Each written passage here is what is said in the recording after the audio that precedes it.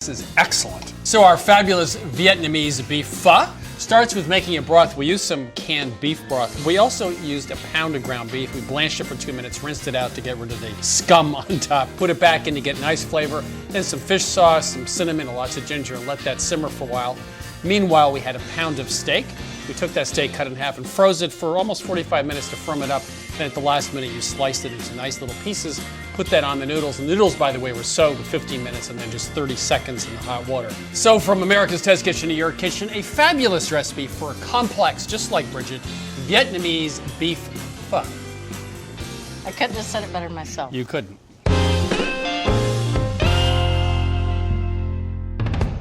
We all know that it's a huge pain to measure out sticky ingredients like molasses or peanut butter or honey. I'm here to let you in on a fantastic gadget I wish I'd known about all my life. It's called an Adjust-A-Cup. Now this idea is so simple. It's a tube with measurements on the outside and a plunger inside. I'm going to set it to 1/4 cup and I'm going to fill it with some honey. And then you just scrape it with your spatula right across. So nice and neat and not a drop left behind. Now we tested 2 brands. This one by OXO, it had some flaws. It's very stiff and hard to push. And when you push too hard, it shoots right out the front.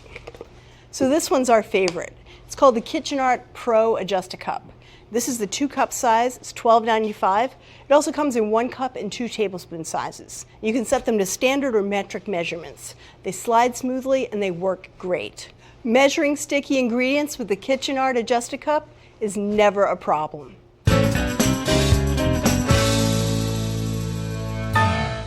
I just love recipes that have places in their names that have nothing to do with the places, like Baked Alaska was actually invented at Delmonico's restaurant in New York. It has nothing to do with Alaska. German chocolate cake has nothing to do with Germany. It has to do with Baker's German chocolate. Of course, Spanish rice has never been eaten in Spain, and London broil is not served in London. Which brings us to today's recipe, Singapore noodles, which has nothing to do with Singapore. It's really a mashup of the British love of curry with a classic Chinese stir fry with noodles. Yeah, you're right. It's typically made with about 80% noodles, whether in Hong Kong or in a version in the United States. We're going to bump it up. We're going to balance those ratios a little bit better so it has more protein, a little bit more vegetables to make it a more complete meal. Okay. So we have 3 tablespoons of vegetable oil in the skillet here. I'm just going to turn our heat to medium-low. And curry powder is the main flavoring in this dish. So I'm adding 2 tablespoons and 1/8 of a teaspoon of cayenne pepper. That's optional, but I'm going to put it in there. Just to spite me. Yeah. Let's live a little. Okay, so we're just going to let that cook for about 4 minutes. It'll really infuse that oil with nice flavor. So while that cooks over medium-low heat, I have 6 ounces of rice vermicelli here. You can find these easily in the Asian section of the supermarket. So I'm going to put 6 cups of boiling water on top of the noodles here. Some recipes call for soaking the noodles in cold water. Some call for actually cooking them on the stovetop. We just want the noodles to become flexible, but we don't want them to get completely soft because we're going to recook them again when we do our stir fry. Okay, so it's been about 4 minutes. You can really smell that curry powder, right? I can. Yeah, it smells good. So we'll kill that heat. And now I have noodles. I'm going to drain them. So now Asians would never do what I'm going to ask you to do. We're going to take those noodles and just cut that big pile of noodles into thirds. And this will just make the dish a lot easier to eat. Okay.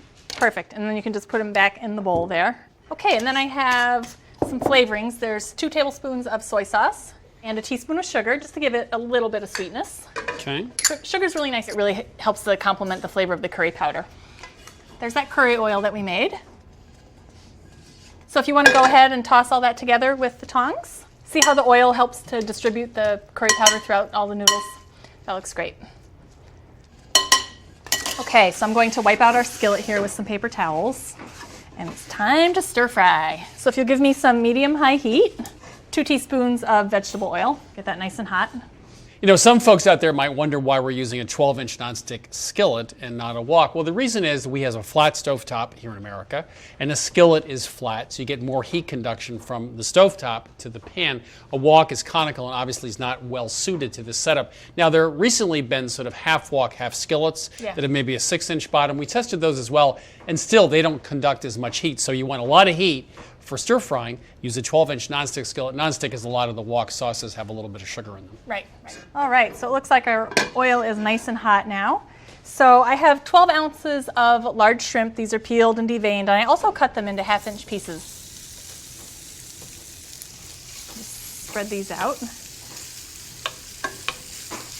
So we'll let these go for 90 seconds without stirring them.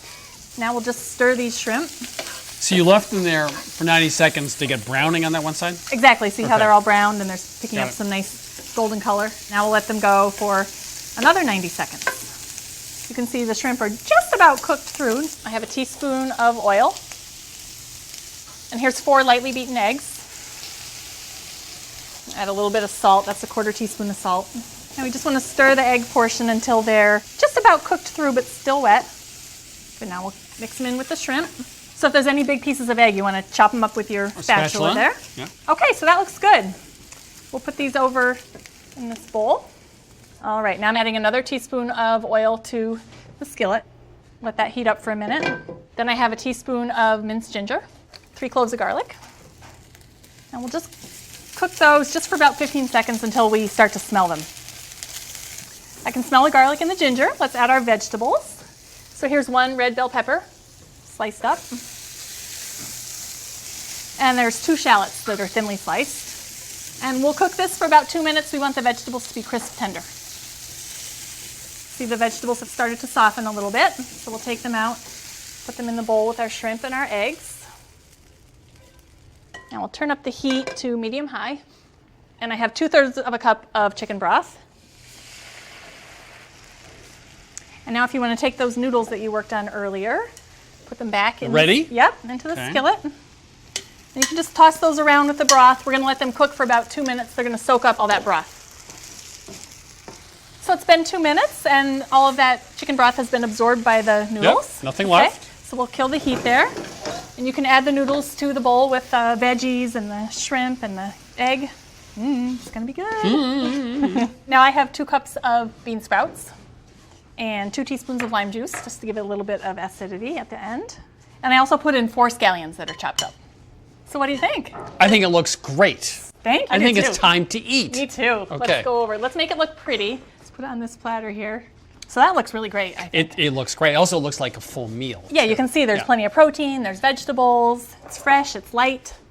That's my kind of dinner. You know, I have a fantasy about you, which is that actually you have nothing but like fried chicken at home all the time and barbecue. This whole light, healthy thing is just a ruse for the office. Yeah, you don't know what I do behind closed doors. That's right. Looks great. Smells great. It was actually pretty quick to put together once we had all the ingredients prepped. Well, that's really good. You know what? You put a lot of curry in at the beginning. I was a little worried about that, but it's not overpowering. No, it's not. A little bit of spice from the cayenne. Very fresh, very light. Lots of flavor.